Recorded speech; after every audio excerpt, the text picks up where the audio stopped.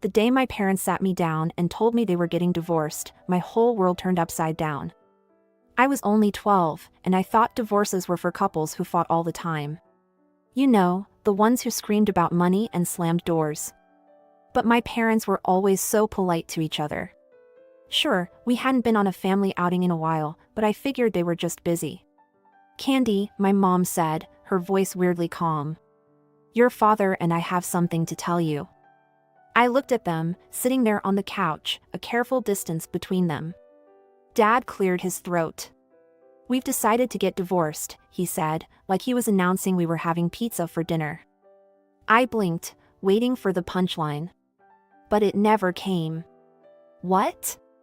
I finally managed to squeak out. "But why?"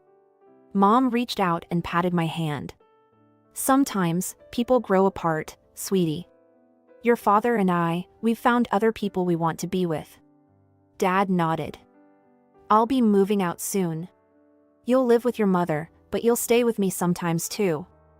I sat there, trying to process this bombshell. My parents were leaving each other for other people? And I was supposed to just, what? Go along with it? "Who are these other people?" I asked, my voice sounding small and far away. Mom smiled, and I noticed for the first time how it didn't quite reach her eyes. "You'll meet them soon. My friend has 2 daughters about your age. Won't that be nice?" Nice? My parents were blowing up our family, and I was supposed to think it was nice? "And my partner has a son," Dad added, like he was sweetening the deal. I stood up abruptly, nearly knocking over the coffee table. "I don't want new sisters or brothers. I want us to stay together." I ran to my room and slammed the door, throwing myself on the bed. I could hear them talking in low voices downstairs, probably figuring out how to rearrange my life some more. I thought about the last few months, how Mom and Dad had taken me out separately. I'd go to the movies with Dad one weekend, then to a cafe with Mom the next. I thought it was cool, getting one-on-one time with each of them. Now I realized it was just the beginning of the end. The next few weeks were a whirlwind. Dad packed his bags and moved out, heading off to live with his new wife. Apparently, they'd already gotten married in some quickie ceremony. She had a son, just like Dad had said. Meanwhile, Mom's new husband moved in with us. He brought his twin daughters, who were a year younger than me. At first, I was kind of excited. I'd always wanted a sister to share secrets with, to stay up late talking about boys and life and all that stuff. The day they moved in, I tried to be friendly. I smiled at the girls and said, "Hey, I'm Candy. Want me to show you around?" The taller one, I think her name was Brittany, looked me up and down like I was something stuck to her shoe. "No thanks," she said, her voice dripping with disdain. "We don't need your help." Her sister nodded in agreement. "Yeah, and just so we're clear, we're not your sisters. You're just extra." Extra. The word hit me like a slap in the face. I stood there, mouth open, as they brushed past me, giggling to themselves. That night, I lay in bed, listening to the sounds of my new family settling in. I felt like a stranger in my own home. The next day, things got worse. I came home from school to find the twins wearing my clothes. "Hey," I said, shocked. "Those are mine." Brittany rolled her eyes. "Mom said we could borrow them." "Don't be so selfish." I looked to Mom for backup, but she just smiled. "Now, Candy, sharing is caring. The girls just want to feel welcome." Welcome? They were wearing my favorite shirt. I stomped up to my room, fighting back tears. As the days passed, it became clear that I was no longer the center of Mom's world. She doted on the twins, buying them new clothes and toys. My stuff started disappearing, given away to my new sisters without my permission. One day, I overheard Mom talking to her new husband. "The girls need new phones," she was saying. "We could use the money we set aside for Candy's birthday." My birthday. She was going to skip my birthday for them. When the day came, Mom barely remembered. "Oh, honey," she said distractedly when I reminded her. I'm so sorry, but the girls have a big sports event today. We'll celebrate another time, okay? But we never did. I thought things might be better at Dad's place, where I stayed every other weekend. But I was wrong about that too. Dad's new wife was pregnant, and she had no time for me. And her son? He was a nightmare. One night, I woke up to a tickling sensation on my face. I opened my eyes and saw a huge spider sitting on my nose. I screamed, flailing around in panic. The whole house came running. As the lights flicked on, I saw it wasn't a real spider, but a plastic toy. And there was Dad's stepson, grinning in the doorway. What's going on? Dad's wife demanded, her pregnant belly leading the way as she waddled into the room. Candy woke us all up with her screaming, the boy said innocently. Over a toy. You little, I started, but Dad's wife cut me off. Honestly, Candy, what is wrong with you? Are you some kind of hysterical lunatic? I turned to Dad, expecting him to defend me. But he just stood there, looking uncomfortable. He put it there, I insisted. He knows I'm afraid of spiders. Don't be ridiculous, his wife snapped. Stop lying and go to sleep. I don't want to see you for the rest of the night. I looked at Dad again, silently begging him to say something, anything. But he just sighed and said, I'll take you home in the morning, Candy. As they all filed out, leaving me alone in the dark, I realized something. I didn't have a home anymore. I was alone. Life at Mom's house didn't get any better. The twins, emboldened by Mom's constant praise and attention, became downright cruel. One afternoon, I came home to find my favorite mug shattered on the kitchen floor. The twins were standing there, looking innocent as angels. Oh, Candy, Brittany said, her voice syrupy sweet. We're so sorry. We were just trying to make you some tea, and it slipped. I knew it was a lie. They'd never done anything nice for me, let alone make me tea. But before I could say anything, Mom and my stepdad walked in. What's going on here? Mom asked, eyeing the mess on the floor. Candy broke her mug, the other twin piped up. She got angry and smashed it. My stepdad's face darkened. Without a word, he grabbed my arm and led me to the small storage room at the end of the hall. It was dark and musty, filled with old boxes and forgotten junk. You'll stay in here until you learn to control your temper, he said, pushing me inside. But I didn't do anything. I cried, but he just shut the door, leaving me in darkness. I heard giggling outside the door. It was the twins. Hey, Candy, one of them called through the wood. Did you know this room is full of spiders? Big, hairy ones that come out in the dark. I huddled in the corner, trying not to panic. I knew they were lying, but the darkness seemed to crawl around me. Every little sound made me jump. Hours passed. Nobody came to let me out, not even Mom. When the door finally opened, it was morning. Mom stood there, looking tired. I hope you've learned your lesson, she said. Now get ready for school. I tried to tell her what really happened, but she just waved me off. That was when I realized Mom would always believe them over me. I started spending more and more time at my Aunt Sarah's house. She was Dad's sister, and she lived with her husband, Uncle Tom. They didn't have kids of their own, so they were always happy to see me. At first, I'd just visit for a few hours after school. But those hours turned into days, and soon I was spending weeks at a time with them. One day, after I'd been at Aunt Sarah's for almost a month, my teacher, Mrs. Rodriguez, showed up at Mom's house for a home visit. I wasn't there, of course, but I heard about it later from a neighbor kid who saw the whole thing. Mrs. Rodriguez knocked on the door, looking concerned. When Mom answered, the teacher asked to see me. Oh, Candy's with her father this week, Mom said dismissively. Mrs. Rodriguez frowned. That's odd.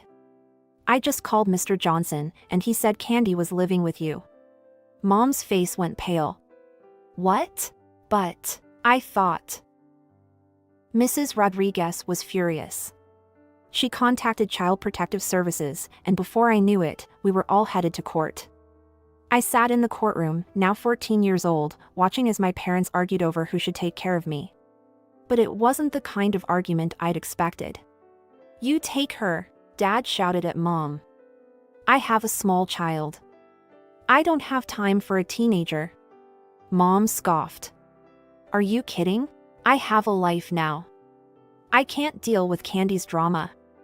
I sat there, feeling smaller and smaller as they tossed me back and forth like a hot potato. Neither of them wanted me. But then, Aunt Sarah stood up. "Your Honor," she said, her voice clear and strong. "If I may, Tom and I would like to take custody of Candy." The courtroom went silent. I looked at Aunt Sarah in shock. She smiled at me, then turned back to the judge. She handed some papers to the judge. "These documents show our financial stability. I'm a teacher, and Tom's a doctor. We can provide for Candy in every way." The judge looked over the papers, then looked at me. "Candy," he said gently, "you're old enough to have a say in this. Who do you want to live with?" I didn't hesitate. "Aunt Sarah and Uncle Tom," I said, my voice shaking but certain. I saw the relief on my parents' faces. They didn't even try to hide it. Over the next few weeks, I settled into my new life. Aunt Sarah and Uncle Tom weren't just taking care of me, they were parenting me. They asked about my day, helped me with my homework, and actually listened when I talked. One evening, as we sat around the dinner table, Uncle Tom asked, "So, Candy, what should we call each other now? We're officially your guardians." I thought for a moment. These people had shown me more love in a few weeks than my own parents had in years. Could I call you Mom and Dad?" I asked hesitantly. Aunt Sarah's eyes filled with tears. "Oh, sweetie, we'd be honored." From that day on, they were Mom and Dad to me. My birth parents became distant memories, people I thought about less and less as time went on. My new life wasn't just about Aunt Sarah and Uncle Tom, though. I also got to know Uncle Tom's mother, my new grandmother. She lived nearby and quickly became one of my favorite people in the world. Grandma was a retired doctor, and she had this way of making everything interesting. We'd spend hours in her garden, planting vegetables and flowers while she told me stories about her days in the hospital. And I realized I also want to become a doctor. With Grandma's help and the unwavering support of my new parents, I threw myself into my studies. Before I knew it, it was time for high school graduation. As I stood in my cap and gown, scanning the audience, I saw the faces of the people who truly mattered, Mom, Dad, and Grandma, all beaming with pride. My birth parents weren't there. They hadn't even sent a card. I applied to medical college and, to my delight, got accepted on a full scholarship. Life was good. I had a loving family, a clear goal, and a bright future ahead of me. 3 years flew by in a whirlwind of lectures, late-night study sessions, and clinical rotations. Every time I put on my white coat, I felt a surge of pride, knowing I was living the dream Grandma had helped nurture. That's why, when Mom, Aunt Sarah, called me that rainy Tuesday afternoon, I knew something was terribly wrong before she even spoke. "Candy, honey," she said, her voice cracking. "It's Grandma. She's gone." The world stopped spinning. Grandma? Gone? It couldn't be. We had plans to review my latest paper this weekend. She was supposed to be at my graduation in a year. The next few days passed in a blur of tears and hushed conversations. As we gathered for the funeral, I stood between Mom and Dad, Aunt Sarah and Uncle Tom, feeling like a little girl again, lost and scared. But then came the reading of the will. To my beloved granddaughter, Candy, the lawyer read, "I leave my entire estate, including my house and all my savings, amounting of $1,980,000. I gasped, looking around the room in shock. This had to be a mistake. But Mom and Dad were nodding, small smiles on their tear-stained faces. "Grandma talked to us about this," Dad explained later. "She wanted to make sure you had a solid foundation for your future. We agreed it was the right thing to do." As the dust settled and I tried to come to terms with my newfound wealth, life threw me another curveball. My phone started ringing with unfamiliar numbers. When I finally answered one, I nearly dropped the phone in shock. "Candy?" Hi, it's your mother. I hadn't heard her voice in years. Before I could respond, she rushed on. I've been thinking about you so much lately. How are you? Where are you studying? We should catch up. Over the next few days, similar calls came in from my birth father. Suddenly, they were both intensely interested in my life, asking to meet, talking about how much they missed me. Confused and a little suspicious, I mentioned it to Mom and Dad over dinner one night. To my surprise, they burst out laughing. "Oh, Candy," Mom said, wiping tears of mirth from her eyes. "I hate to say it, but I think they might have caught wind of your inheritance." Part of me wanted to ignore them, to pretend I'd never got those calls. But another part, a part one thought I'd long since buried, was curious. What would it be like to see them again? To show them the woman I'd become without their help? Maybe I should meet them, I said slowly. Just to see what they want. Mom and Dad exchanged a look. "If that's what you want to do, we'll support you," Mom said. "But be careful, sweetie. People can surprise you, and not always in a good way." The next day, I found myself standing on the familiar porch of my childhood home. I took a deep breath and rang the doorbell. The door swung open, and there she was, my birth mother. For a moment, we just stared at each other. "Candy," she breathed, her eyes welling up with tears. "Oh, my baby girl." She pulled me into a hug that felt stiff and awkward. Over her shoulder, I could see my stepfather and the twins hovering in the background, plastered on smiles on their faces. Come in," my mother urged, ushering me inside. Dinner was a strange affair. The twins were sickeningly sweet, a far cry from the cruel girls I remembered. "We're so glad you're here, Candy," one of them simpered, Brittany, I think. "We've missed you so much." I caught the flash of irritation in her eyes that belied her words, but I just smiled and nodded. As we ate, the conversation took a turn. My mother glanced around the dining room, sighing dramatically. "This old house," she said, shaking her head. "It's seen better days, hasn't it? The roof needs replacing, and don't even get me started on the plumbing." I took a sip of water, saying nothing. My stepfather chimed in. "And of course, with the girls heading to college soon, well, you know how expensive that can be." I pretended to be very interested in my mashed potatoes. "It's such a shame," my mother continued, her voice dripping with fake concern. "The girls are so bright, but with our financial situation." She trailed off, looking at me expectantly. I met her gaze evenly, but said nothing. The silence stretched on, growing more uncomfortable by the second. Finally, I decided to change the subject. "So," I said brightly, "I've been wondering.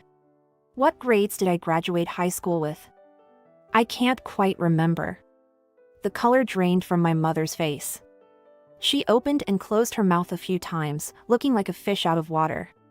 "Well, it was so long ago." Well, my version was completely confirmed. She didn't know anything about my life, my achievements, my struggles. All she knew was that I had money now. I stood up abruptly, my chair scraping against the floor. "I think I know why you invited me here," I said, my voice surprisingly calm. "It's about my inheritance, isn't it?" The room went silent. My stepfather's face turned red, and the twins suddenly found their plates very interesting. "How can you say that?" my mother gasped, but her eyes gave her away. There was no warmth there, no motherly love. Just calculation and disappointment. "Now, Candy," my stepfather started, but I cut him off. "No. I'm done here. Don't contact me again." And with that, I walked out into the cool night air, leaving behind the echoes of their angry shouts and my own past. I didn't need their approval or their love. I had a real family waiting for me at home. Just a few days later, I found myself standing at my father's front door. The door swung open, revealing my stepmother. Her face contorted into what I assumed was meant to be a welcoming smile, but looked more like she'd just bitten into a lemon. I forced a smile back and stepped inside. As we moved into the living room, I noticed a teenage boy lounging on the couch. He looked up as we entered, and I recognized him instantly, the spider thrower. He'd grown up quite a bit, and to my surprise, he gave me a genuinely friendly smile. "Hey, Candy," he said, standing up. "Long time no see. I'm Jake, in case you forgot." Before I could respond, a whirlwind of pigtails and glitter burst into the room. A little girl, no more than 8, skidded to a stop in front of me, her eyes wide. "Who are you?" she demanded. My father, looking older and more tired, cleared his throat. "Lily, this is your sister, Candy." We settled into an awkward conversation, my stepmother peppering me with questions about my life that I answered as vaguely as possible. Jake, surprisingly, seemed genuinely interested, asking about my medical studies with what appeared to be real curiosity. As the evening wore on, I could feel the conversation steering towards the real reason for this reunion. My father kept glancing at my stepmother, who would nod slightly, urging him on. Finally, he cleared his throat. "So, Candy," he began, his voice overly casual. "We heard about your windfall." I tensed, waiting for what was coming next. "You know, Lily here is quite the little genius," he continued. "We've been thinking of sending her to this prestigious private school, but, well, it's not cheap." I said nothing, my face carefully blank. My stepmother jumped in. "What your father is trying to say, Candy, is that we could use some help. For Lily's future, you understand." I took a deep breath, feeling my patience wearing thin. "Why now?" I asked, looking directly at my father. "Why are you only remembering me now that I have money?" The room went deadly silent. Even Lily, who had been playing with her dolls, seemed to sense the tension. My father started to stammer out an excuse, but my stepmother's face suddenly twisted with anger. "Now you listen here," she hissed, all pretense of kindness gone. "You're obligated to help your family. If you don't, we'll take you to court. We'll demand our share of that money. You owe us." I couldn't help it, I laughed. "Actually," I said, standing up, "according to the law, you're not my family at all. You abandoned me, remember? Aunt Sarah and Uncle Tom are my legal parents now." As I walked out the door, I heard my stepmother's shrill voice and my father's angry shouts, but I didn't look back. I got into my car and drove away, feeling a mix of emotions, sadness, anger, but mostly relief. In the days following my visits to my birth parents, my phone buzzed incessantly. Calls, texts, and voicemails poured in from both of them, each more desperate than the last. "Candy, please," my mother's voice pleaded in one message. "We're about to lose the house. We'll be on the streets. Don't you care?" My father's approaches ranged from guilt-tripping to outright demands. "After everything we've done for you," one text read, "this is how you repay us?" I let them all go unanswered. I focused instead on my studies, throwing myself into my final year of college with renewed determination. One evening, as I was poring over a particularly complex cardiology textbook, my phone lit up with an unfamiliar number. Hesitantly, I answered. "Hello? Candy? It's Jake. You know, your, stepbrother, I guess? Look, I know this is weird, but I wanted to apologize for the spider thing years ago. It was a really crappy thing to do." I found myself smiling despite everything. "Jake, that was ages ago. Water under the bridge." "No, really," he insisted. "I've felt bad about it for years. I wanted to say sorry sooner, but you never came back after that. And I swear, this isn't about the money or anything. I guess I wanted you to know I'm not that stupid kid anymore." His sincerity was touching. "I appreciate that, Jake, really." We ended up talking for over an hour. Jake was in his first year of college, studying engineering. He was funny and self-deprecating, nothing like the bratty kid I remembered. By the end of the call, we'd agreed to meet up for coffee the next week. As the months passed, Jake and I developed a genuine friendship. It was strange, finding a connection with someone from my past life, but it felt good. We met regularly for coffee or study sessions, and he became a supportive presence in my life. Meanwhile, my life was moving forward at a dizzying pace. The long nights and grueling exams were worth it when I finally stood on stage, accepting my college diploma. As I looked out into the audience, I saw Mom, Dad, and Jake cheering wildly.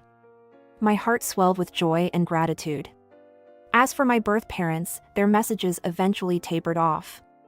I heard through Jake that they were struggling financially, but I kept my distance. It wasn't out of spite or anger anymore, just a recognition that we were on different paths. One day, as Jake and I were grabbing coffee, he mentioned his little sister, my half-sister, Lily. "She's really smart," he said. "Always reading, asking questions about everything. But my dad and stepmom, they're not exactly encouraging it." I thought about the bright-eyed little girl I'd met briefly. "Maybe," I said slowly, "I could help with her education. Set up a college fund or something. Not for them, but for her." As I drove home that evening, I reflected on the journey that had brought me here.